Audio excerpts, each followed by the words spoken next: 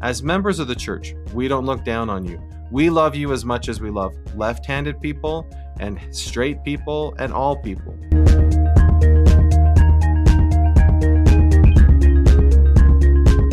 Welcome to The Latter-day Lens, your home for faith-promoting, unscripted discussion of current events. If you'd like to contact us, you can send us a text message through the link in the show notes. You could also email us, latterdaylens@gmail.com. If you want to know more about the show, please visit our website, latterdaylens.com.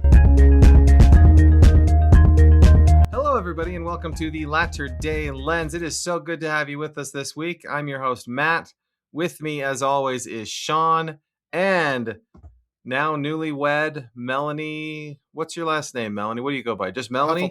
Hufflepuff. Just call me Melanie. Melanie for now. Huffle. Melanie for now is with us. We're so glad you joined us, Melanie. Shawn calls you Melanie Hufflepuff just to poke at you. I'm not But poking. That's her new name. Did you know when Melanie was younger, she would take those BuzzFeed quizzes? Which Harry Potter house are you? And if it said Hufflepuff, she would try again so she could be Gryffindor, Melanie? You know, if you don't remember, you don't get to know. Slytherin.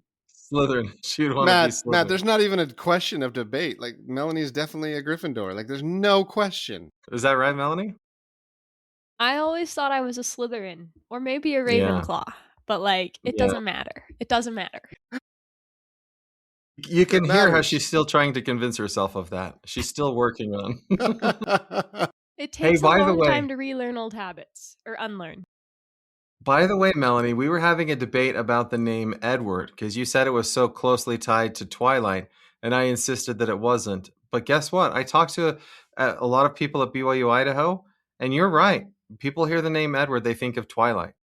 Thank you. I just need you to convince Luke now because he still doesn't believe me. Well, tell Luke to listen to the podcast. He can listen and he'll know everything we say on the podcast is true. We never lie. Right, Shawn? I also like, Melanie, how really the only debates Matt's willing to submit and admit that he's wrong are just ones that don't matter. Do I get the points on that? The efficacy of the name Edward doesn't matter in the long run.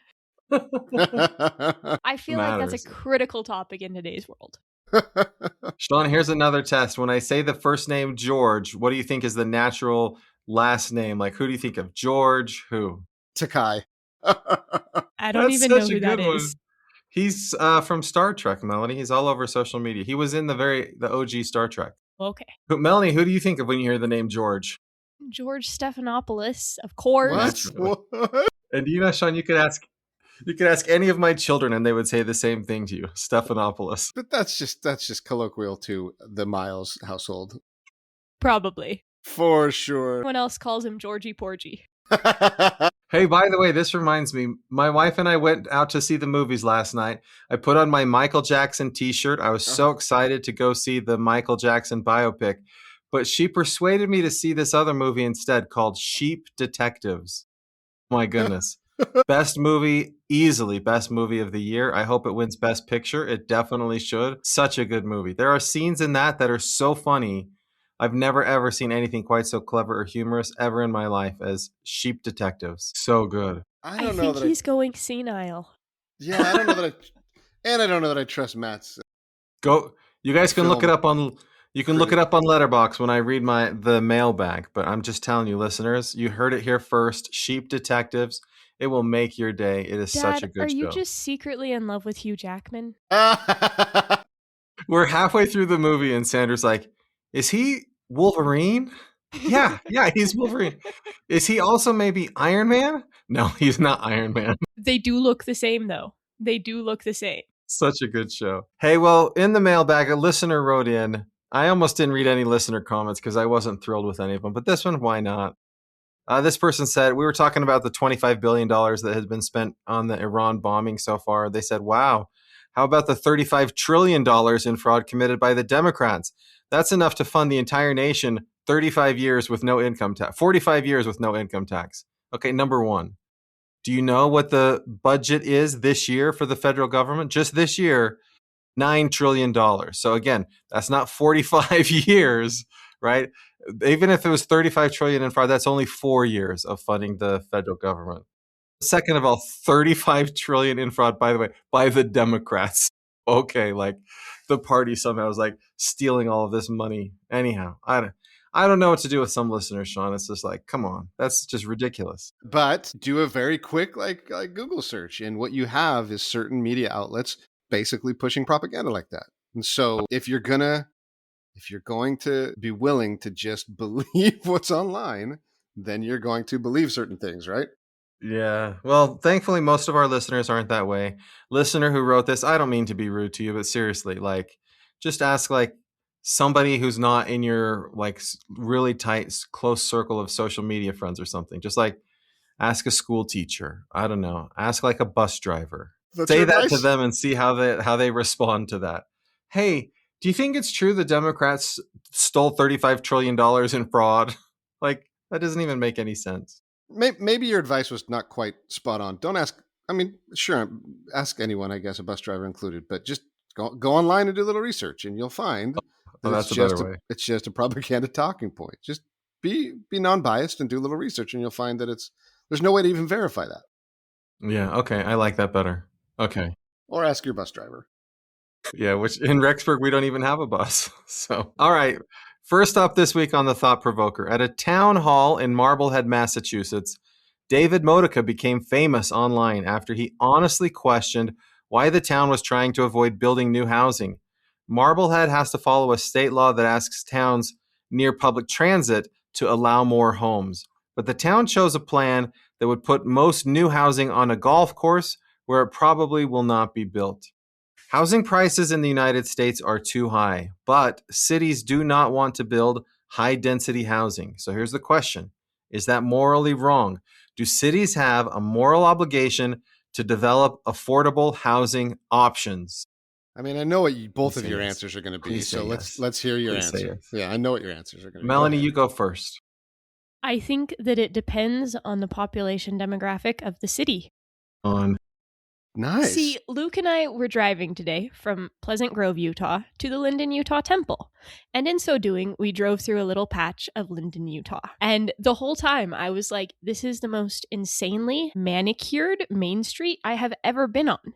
Like, we weren't even on Main Street. There was just this side street with like lamp posts with potted plants hanging from them. And I was like, what kind of affluent does this town have to be to have this sort of decor on the road, you know? Mm-hmm. And I don't know a ton about Linden, Utah's makeup, but I think it's true that there are some towns that are populated almost entirely by people who are pretty financially well off. And if those towns are like, okay, everyone here is financially well off and we don't need high density housing, I think that's like, I can see where they're coming from. But I think that towns like Provo, Utah, that have demographics that are significantly more diverse have an obligation to make sure that there's housing that the citizens of that town can afford. Melanie, and I think they're neglecting it.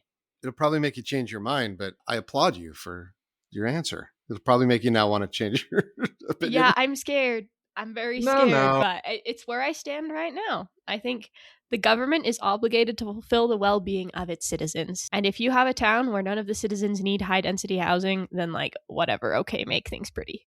Pretty logical, Matt. Pretty you'll never logical. know because they can't afford to move there. They do it on purpose to make sure that they don't have any poor people in their city. Go ahead, Shawn, while I look up some scriptures, because Melanie's anecdote was painful to me. I'm going to look up Doctrine and Covenants, section 104. And you tell me, Shawn, why you think Melanie's right about that. Because you're both wrong. No, they definitely shouldn't meddle because, Matt, government meddling in the cost of homes is what causes the home affordable crisis anyway. Like if you look at, no, it's true. If you look at, why did the Federal Reserve take control of interest rates? Well, it's because there were natural consequences in the marketplace. There were crashes, and that was scary. And so they start to take over. Just look at 2000, the year 2000 to today. Look at interest rates and look at the price of homes generally.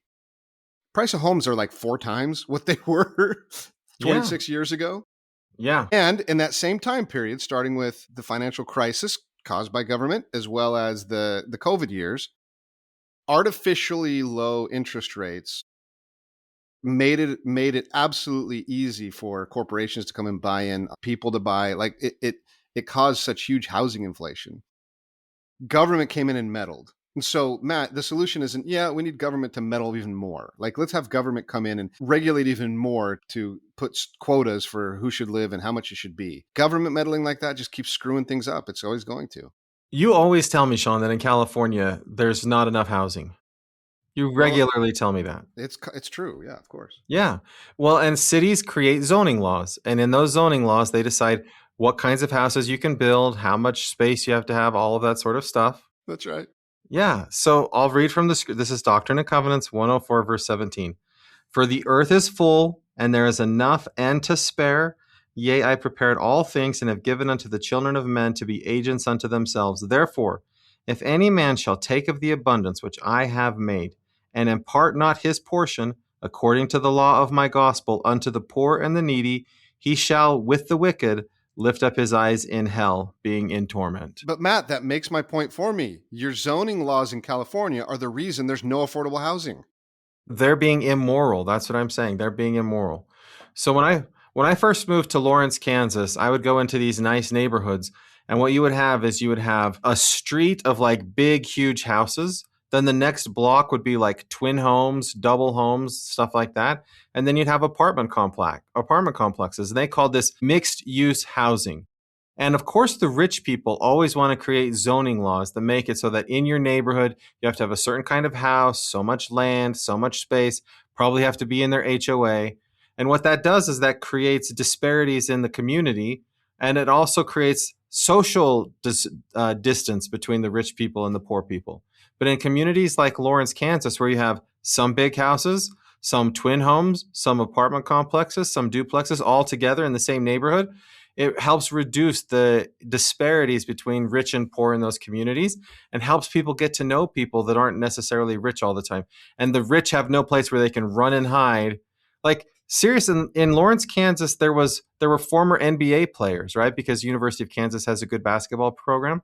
So in my ward, there was a former NBA player, there was a former Super Bowl head football coach, and then there were like people that were dirt poor, like we were living in government housing, all in the same community, because that's the way that they set things up. And so I think that it's morally wrong for cities and towns to say, we're not going to diversify the kinds of homes that are in our communities. But you want government to force the diversity as opposed to letting the market allow the market. The government already does it with zoning, right? This happened in my neighborhood not very long ago. Somebody bought this land and they wanted to put apartment complexes and townhomes in there. And all of the neighbors rose up and said, no, you're not going to change the zoning. You can only build $1 million homes in this neighborhood. And so the developer's like, fine, I guess we'll only build $1 million homes. Even though the demand would have been for other kinds of housing, people use those zoning laws to restrict who gets to build homes where. So you're saying it's immoral. You're agreeing with me that government needs to deregulate so that there's freedom and the marketplace will allow for a more diverse community. I feel like the question is what we're deregulating, though. Because it's like, is the question zoning laws or is the question like forcing more building of affordable housing? I'm not going to deregulate zoning laws. I'm going to say cities need to stop using zoning laws to keep poor people out of their cities. Yeah, that's what I would say. Yeah, there's no way, Matt, that's ever going to happen. Government is going to give in to the powers that be in the community, which are the rich people. And they're always going to zone the way the rich people want to zone. The government are the rich people in many cases. So they are going to zone it the way that Matt, it's the regulation that's causing the problem. I feel, Shawn, like you're saying that I'm right, but just for a different reason. Do they have a moral obligation to develop affordable housing options? No, the cities don't have the obligation to develop it. The free market does. I think it's moral for the free market to allow for it. Yeah, the city... Does the free market have a morality? Does the government have a morality? Yes, Shawn, we are the government. It's the government of the people, by the people, for the people. We're the people. We're the government. There's your answer. The free market is the same thing. It is we the people. No, the government is like an institution established to protect the people. The free market is just this thing that happens as a result of people's actions. I would suggest that the free market is simply two individuals in a free exchange, unencumbered by government's ineffective or unwilling will to be moral. So maybe when you say the free market has an obligation, you're saying we have an obligation. That's exactly that's what I mean by free market, right? Okay. Melanie, you own that plot of land over there. I own this plot of land right here, right next to each other. We can engage with each other to do the right thing and to provide housing for you and for me. And yeah, that's right. But increasingly, it's the government that owns property, and they're deciding who to sell it to in a public exchange, right? Where there's like all this government land, and the government says we need to sell this land to increase housing options and things like that, and then they sell it to a billionaire who puts a home on a like 100-acre ranch that nobody else gets to go to because they spent all that money for the land. Whereas the government could say, we're going to sell this to the highest bidder who agrees to build these kinds of homes here. They could do that, and that would be maybe a more moral thing to do. Maybe we should just change zoning laws so that you can't build a house that's on more than 2 acres within 30 minutes of a Walmart. Whoa. Within 30 minutes of a Walmart. And why is the Walmart the choice, Melanie? You know, I was just making a proposal, and I feel like Walmarts are the epicenter of all things important. Okay. I'll give Melanie the points for that. That was like a really powerful point. All right, the next topic. So there's this journal. It's an online journal I read. It's called SquareTwo. And somebody wrote an anonymous essay. And so at the start, I want to say this. I am not a fan of people creating anonymous content. If you think something, if you believe something, put your name to it, put it out there.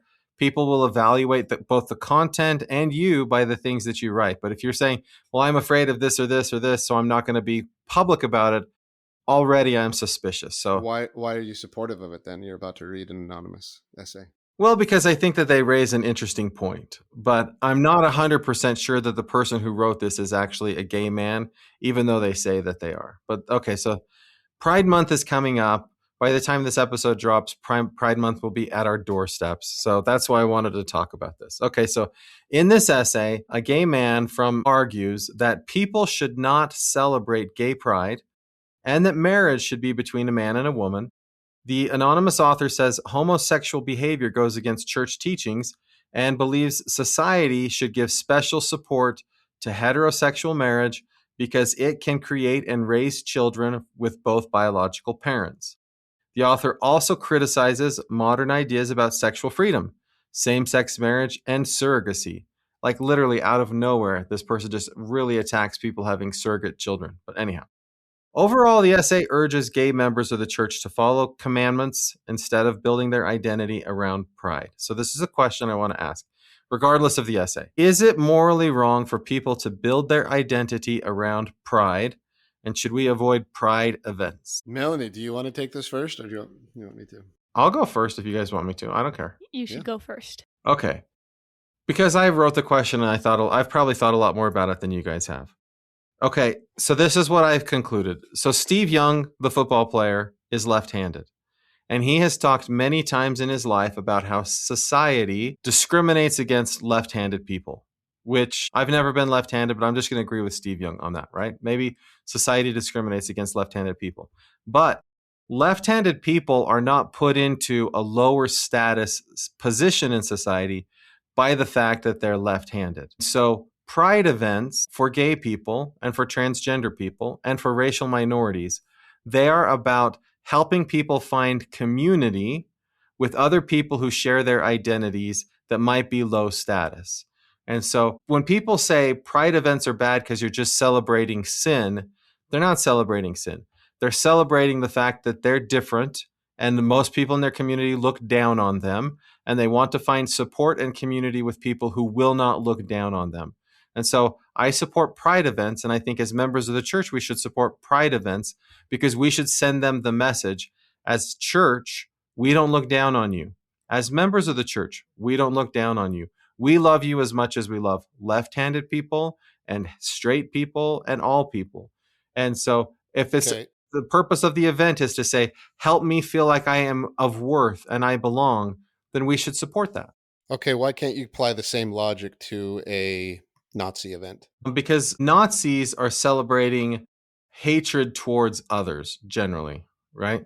Okay, how about also Nazism is more of a choice. I know that there's some biological heritability things towards those specific ideologies, but one in theory could change their Nazism if they wanted to. Okay, so you're now, I think the basis of your comment isn't necessarily just in we should support anyone, even if they don't abide or agree with our morals, we should support their. You're transitioning from that to kind of revealing a little bit of your ideology, maybe. No? Well, no. Like, so for example, if I go to Mormon pride events, we don't call them pride events, right? But I go to those because I'm supportive of our Mormon community. When we have like the Days of 47 parade, or we have a ward activity, or we have a stake activity, those are basically Mormon pride events. We just don't call them that. And I go to those because I'm supportive of that community. I want to support that community. Okay, so can you Nazism apply is the? not a community I want to That's support. So I don't think we need that's to fine. support every community. That's what I'm saying. So why are you picking and choosing which ones? For example, an abortion event, a I'm pro-abortion event. 100% gonna. So again, people don't usually carry abortion as an identity, right? They don't say, Sure, I they had do. an abortion and that's who I am. No, that's like something they did. It's not who they are. I see. Yeah. So pride events are about like who we are, right? I feel like I'm a member of the Church of Jesus Christ of Latter day Saints, and that's an identity I want to celebrate. People So who are gay feel like they're gay, and that's an identity they want to embrace. I want to pose a question, not because I disagree with you, Dad, because I think, like, I do agree with you, but I want to make sure we're giving every side, like, a voice here. And so I feel like if the hypothetical author of this essay were here with us, the point he would be raising is like, should being a member of the LGBTQ plus community be a part of your identity if you're a member of the church? Because I feel like what he's arguing is like the teachings of the gospel of Jesus Christ are that behaving in that way is a sin. And so we shouldn't be embracing it or making it an identity that we need to like connect with other people who are like us that way, you know? Yeah. Well, so I think that it's a valid point, and I think a lot of people make that point. I think that what I would say to that is when a person becomes a member of our church, there are a lot of identities that they have, some of which are supportive of the church and some of which maybe are like contrary to the church. But it's not up to me to decide which identities someone should or shouldn't embrace. And it's not up for me to decide whether or not I'm going to accept them based on those. That's between the person and the Holy Ghost. And so, like, the example I would use is when we were in Kansas, I had a friend get baptized, and he was a diehard Chiefs fan. And at this time, the Chiefs had been bad at football for like 10 years, but he was a season ticket holder. He would go every Sunday, and Chiefs is part of his identity. Like, this identity as a Chiefs fan was a huge part of who he was. But after about like 2 or 3 years of being in the church, he was like, you know what? Sunday is a holy day. It's the Sabbath day. I probably shouldn't spend my Sundays at Chiefs football games. And he sold his Chiefs football tickets to better keep the commandments as he saw fit. And I think that if it had been something where he was like, I'm a Chiefs fan, I love it. And I was like, but you're breaking the Sabbath day, and that's a sin, and you shouldn't do that. That doesn't allow him the space to grow in his relationship with the Savior, to decide for himself which identities to embrace and which ones not to embrace in his life. There are openly gay members of our church. There are openly transgender members of our church. We should But do everything we can to make them feel accepted and loved.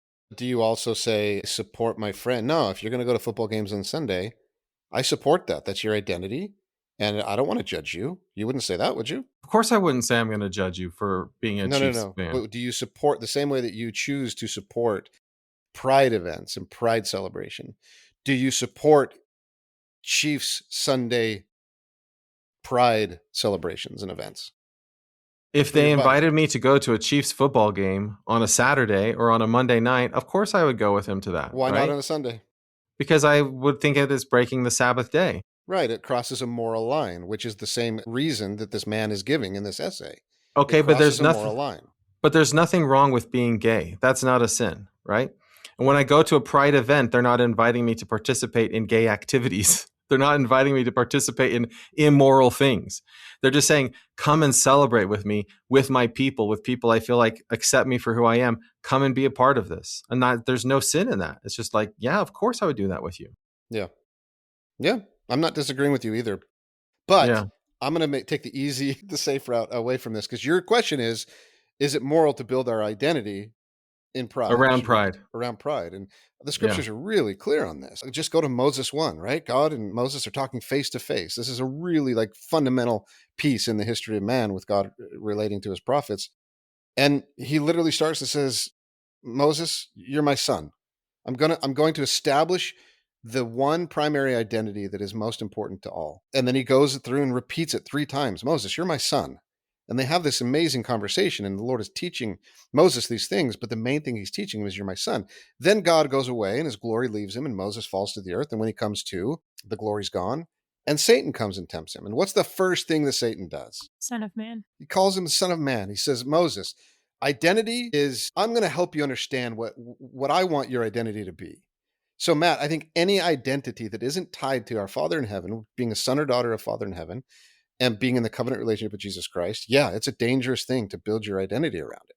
It's a son of man type of identity to go and represent yourself as that identity. So, yeah, I agree. It is immoral. It is immoral. I agree with you, but I will say the same is true of party identification. Party identification becomes an identity that does the same kinds of things for people. Okay, now I want our friends to listen, those of us who engage. Like, I have this question from my friend Levi Barnes. I would love your opinion on what we're talking about, because I do feel like sometimes people do put just as much identity into party affiliation, for example. For sure. Yeah. That's well documented. Yeah, there are a lot of identities people adopt. And by the way, sports fans is an identity. Like the story I tell people, I'm a Miami Dolphins fan. It's a long and arduous life that I live. But when Tom Brady was accused of cheating, whatever that was with Deflategate, I don't need to know any of the facts of the case. I don't need to know anything. I know that he's a Patriots football player. They're in our division. They're our rivals. And I believe every bad thing about Tom Brady that anyone ever says, because I have this identity as a Dolphins fan. And so, yeah, any identity we choose to adopt brings along with it temptations to not really think about things, to say hurtful things, to do, we'll just say worldly things. And so, yeah, we should, like Shawn said, we should embrace our identity as children of God first. But that's a hard thing to do. Matt. Yeah, I want to chime in. Yeah. As a young adult, I hear this quoted at me quite often. But a few years back, President Nelson gave a devotional called Choices for Eternity, addressed at the young adults of the church, where he emphasized the idea that the 3 most important identities we should all be embracing are the identities child of God, child of the covenant, and disciple of Christ.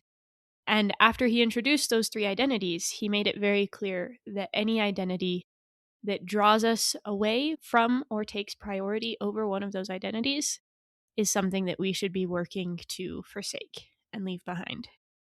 And I think that that's a teaching that possibly hasn't resonated with all of us in quite the way that it should have. Well, and I think that it's easy for us to say, look, pride is one of those evil identities. And I think what I'm trying to say is we have other social identities that we embrace that also lead to similar kinds of temptation that lead us away from Christ, but it's more subtle, and so we don't notice it. But don't you think it is, I can be supportive of my relatives and my friends who are gay in the church and outside of the church. I can love them, and I do, and I support them without I guess, celebrating Pride Month, or like this is an arbitrary club. No, Shawn. Matt, the rules are defined not by God and not by, some social contract. They're just defined by the organization that's driving that agenda. It is okay, Matt. I'm not homophobic, and I'm not a hater, and I'm not judgmental if I don't support that movement. But I do support and love my brothers and sisters who I have no judgment for when it comes to that. Well, what I want to say, Shawn, is last summer I went to the Pride event in Rexburg. And what I saw at the Pride event was mostly my students in my classes. And the way that their faces lit up and the happiness that was on their face just by seeing me at the Pride event, then I said, there's a message that we send to people, whether we go to the events or choose not to attend the events. It sends them a very important message. So even if, which by the way, I think that you and Melanie are both right about identities, these other identities are still real, and we need to love and support people who have those identities as primary identities. And it just means a lot to them when they see that you're at a Pride event. I can't possibly understand what happens at a Pride event or why they choose to do what they choose to do.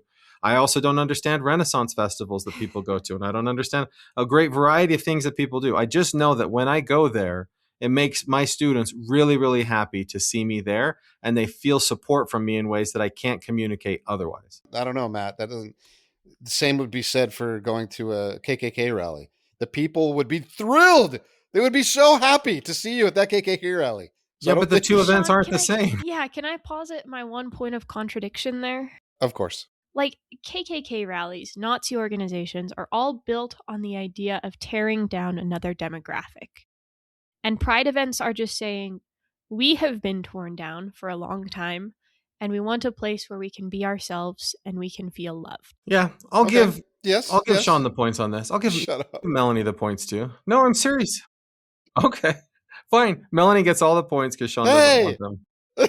No, Yay! All right. We haven't talked about Russia and Ukraine for a long time. And some people might wonder, is there still stuff happening in Ukraine? The answer is yes. And every week I think about bringing it up and I choose not to, but I just couldn't do it anymore. So here we go. Some sanctioned Russian lawmakers visited Washington, D.C. recently and toured the U.S. Capitol during a trip connected to possible peace talks about the war in Ukraine. Critics said the visit would weaken U.S. sanctions and make Russian officials seem more accepted. Meanwhile, the United States also temporarily eased sanctions on Russian oil because the war with Iran caused oil prices to rise sharply. The goal was to help stabilize energy markets and keep gas prices lower. Russia welcomed the decision and asked for more restrictions to be removed. However, many European and Ukrainian leaders were upset because they said the move would give Russia more money to continue its war in Ukraine. So, given all of the things that have happened since Trump became president in 2025, this is the question. Has Trump effectively broken the promise we made to Ukraine in 1991 that we would protect them if they destroyed their nuclear arsenal? Yeah, here's the problem, Matt. You're in La La Land. Like you're just drinking the Kool-Aid of the internet and you're going to your bias. Remember, Trump campaigned and said, 10 days, I will end the Ukraine-Russian war. It's been over for like 2 years, dude. What are you? Come on, pay attention. They ended the war on peaceful terms. They did, because he promised that he would. Because It's like how there's a ceasefire in Gaza right now. And Iran and Lebanon. So, Shawn, that sounded sarcastic to me. I don't think you really believe that. That the war's over because Trump is the man. Yeah. Yeah.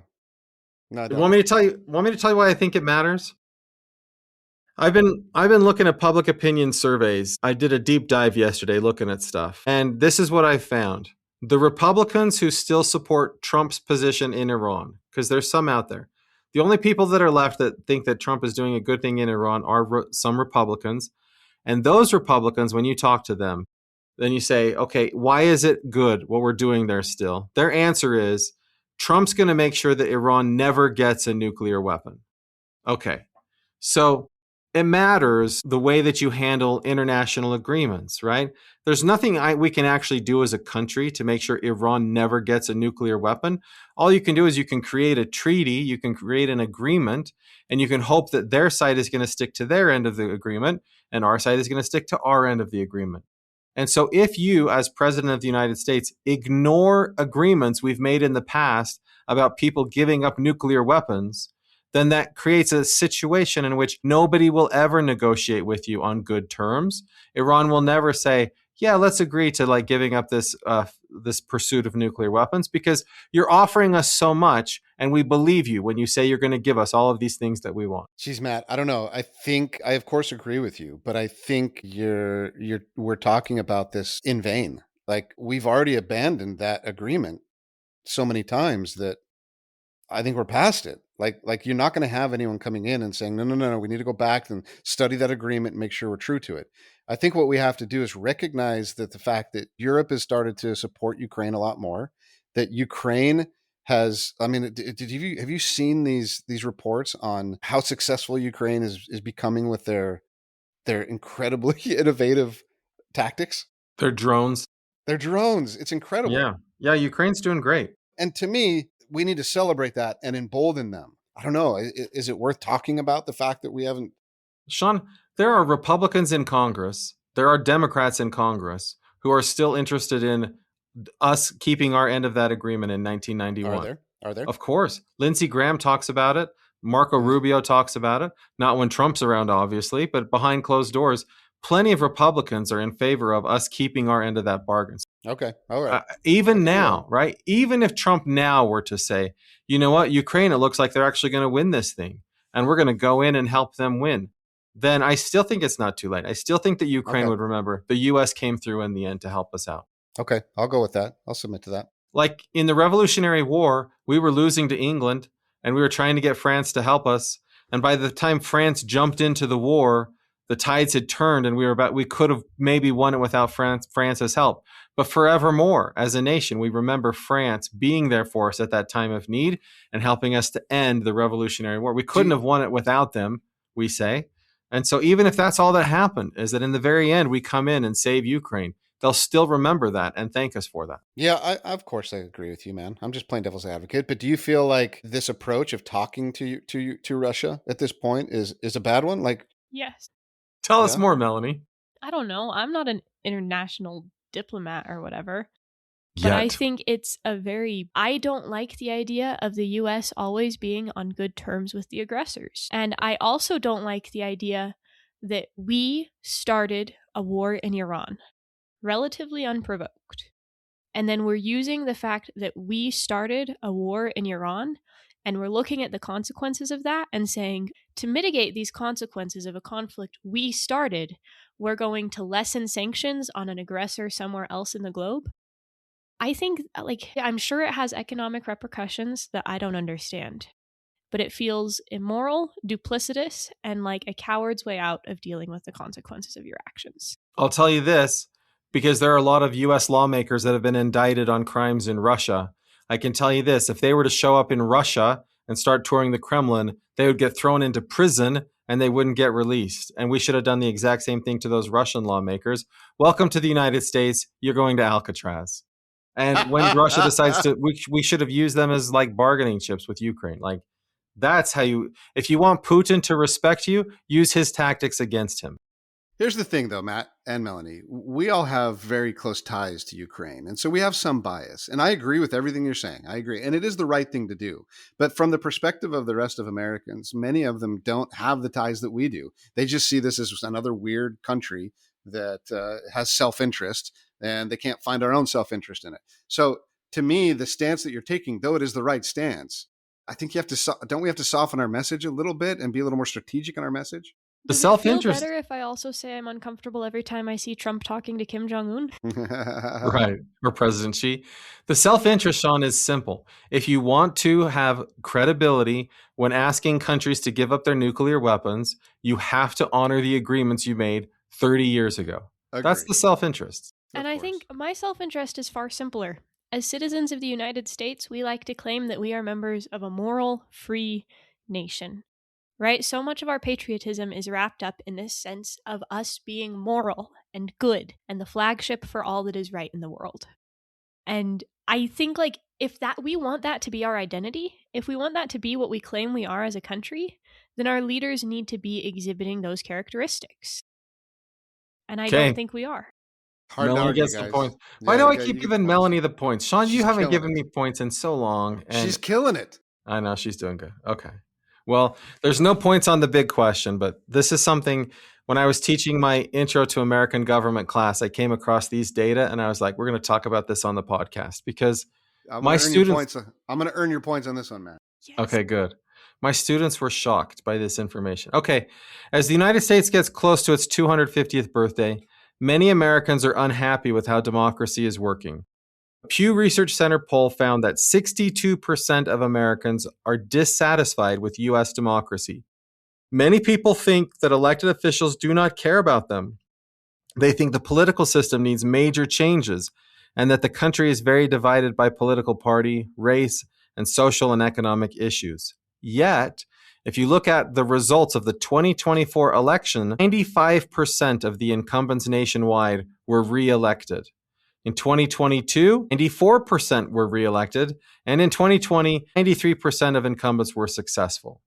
So on May 31st, most of the wards in the United States are going to have a fifth Sunday lesson about celebrating our nation's founding. And so this is the question I have.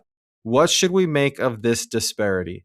Do we need to make changes to the system to force elected officials to be more accountable to those they represent, or do we need to do a better job of teaching people how they can make a difference? Both. Because both. Go on, Melanie. Go ahead. Tell us more, Melanie. Well, you were going to say something, Dad. You should say it first. I was just going to say, so if it's true that the elected officials are supposed to represent the people, but the majority of the people feel like everything's broken, but they're all getting reelected anyways, that feels like there's this disconnect there. I have recently acquired a degree of personal closeness with someone who's completely given up on politics. Is it your husband?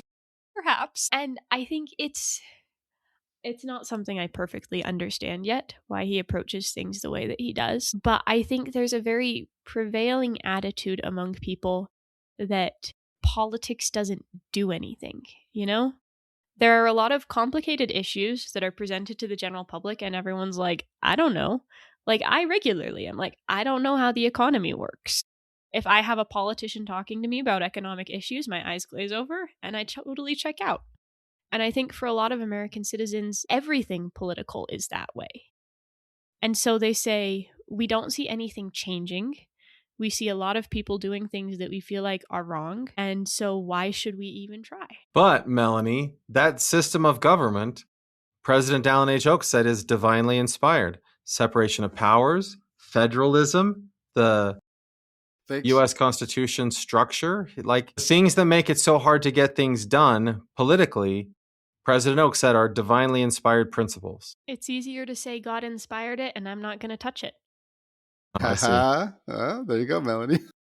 I think, I don't know. But I have to understand a little bit more, because you being the political scientist, sometimes for knuckleheads like me, you need to give a little more detail. Why are you suggesting this disparity? Like, assuming, because I don't, but assuming that this poll is correct, these polls. Yeah, it's correct. Assuming it's correct or accurate, what is the reason for the disparity? I think you're just assuming that the rest of us know your thoughts on what the reason for the disparity is.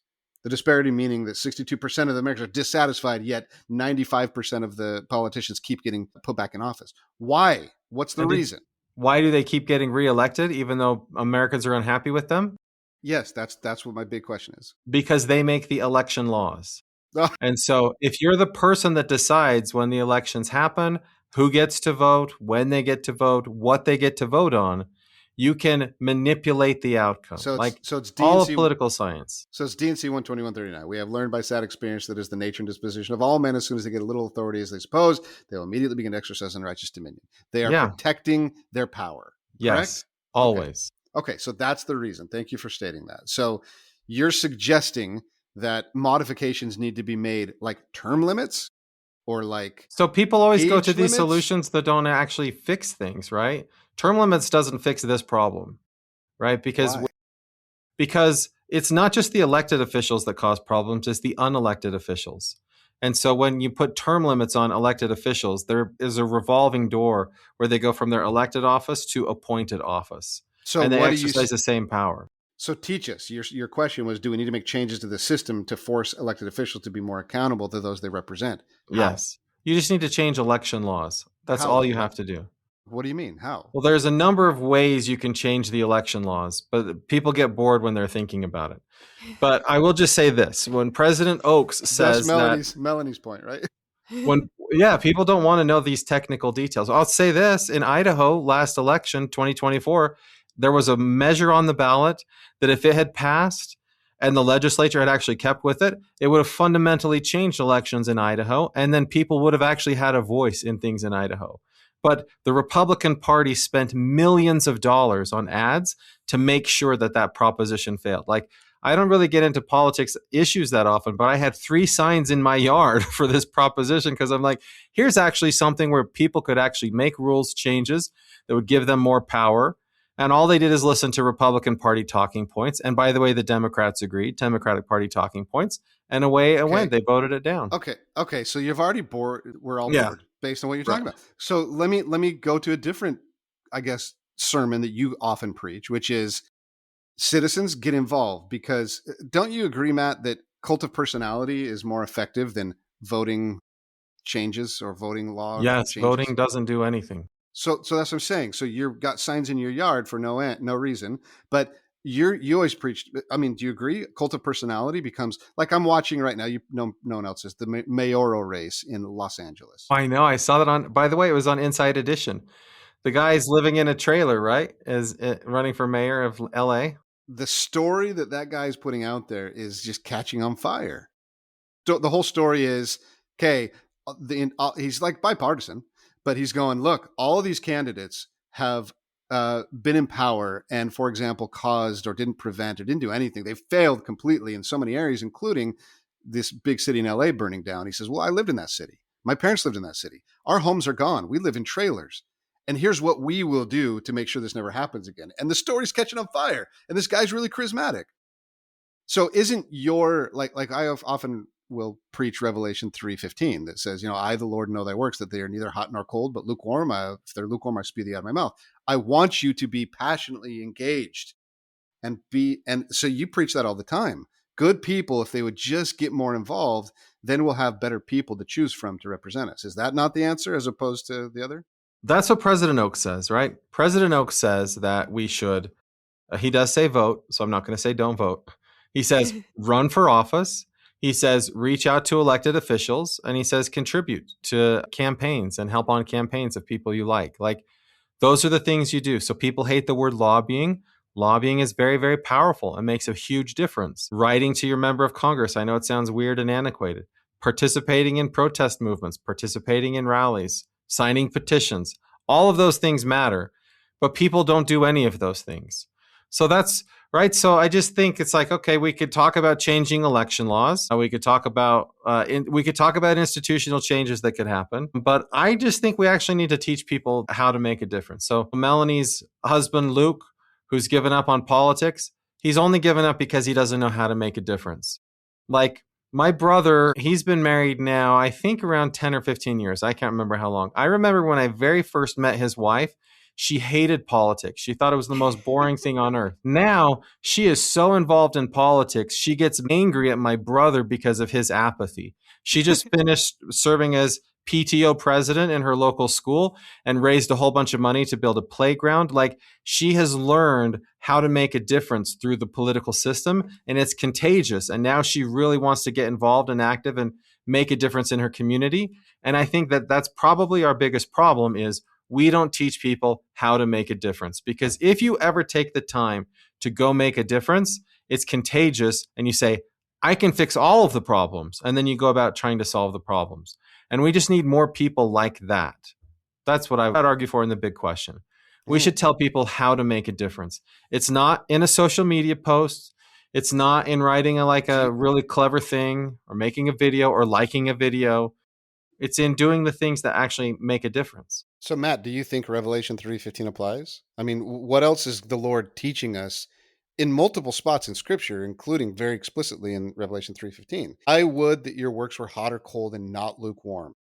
But I think that there are plenty of people that are hot about politics but don't do anything. So it's right. It's like that's what the meaning of the Scripture is. He's not saying have hot and strong opinions and not lukewarm opinions. He is talking about our actions.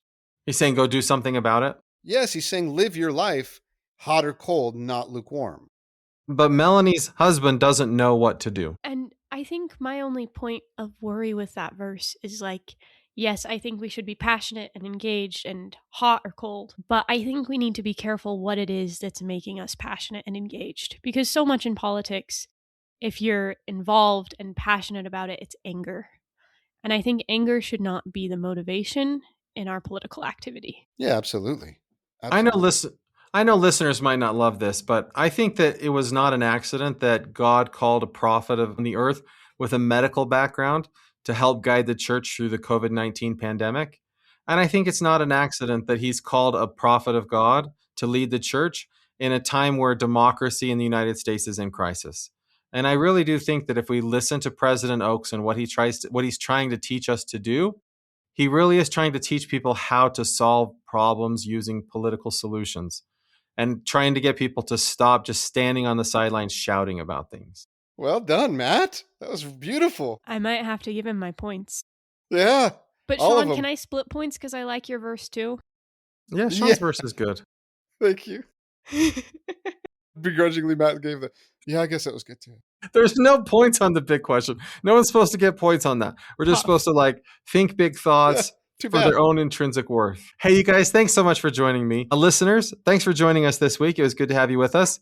write into the mailbag something a little more interesting that doesn't make me so angry, and I'll read it on the air. We'll talk to you guys again next week. It's always sad to say goodbye, but we hope you'll join us again next week. New episodes drop each Wednesday. In the meantime, subscribe to the podcast, give us a like, and visit our website for past episodes. You can comment on the show at realmormonism@gmail.com. Thank you for making us one of the most listened to podcasts. We love our listeners.